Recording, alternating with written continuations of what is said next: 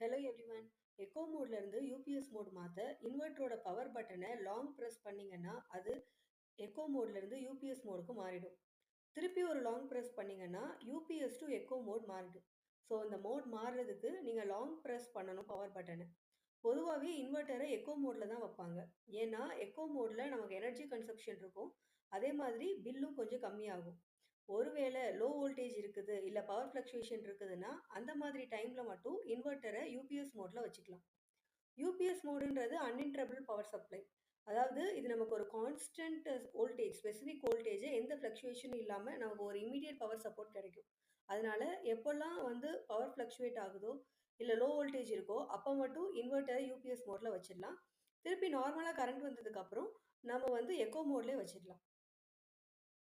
இப்போ கரண்ட் வந்ததுக்கப்புறம் பார்த்தீங்கன்னா, நமக்கு 3 லைட் எரியும். அதாவது 3 கிரீன் பட்டன் எரியும். ஒண்ணு மெயின்ஸ் பட்டன் கரண்ட் வந்துருச்சு. இன்னொன்னு இவ்ளோ நேரம் அது யூபிஎஸ் மோட்லயோ, எக்கோ மோட்லயோ இருந்திருக்கும். ஸோ, அதனால இன்வெர்ட்டர் சார்ஜ் ஆயிக்கும். Charging button. அப்புறம் எந்த மோடோ அந்த மோட் பட்டன்.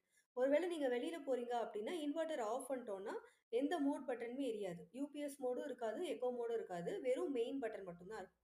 சார்ஜ் ஆனதுக்கப்புறம் ஆட்டோமேட்டிக்கா அந்த சார்ஜிங் கிரீன் பட்டன் அதுவே ஆஃப் ஆயிடும். ஓகே. Thank you. பாய்.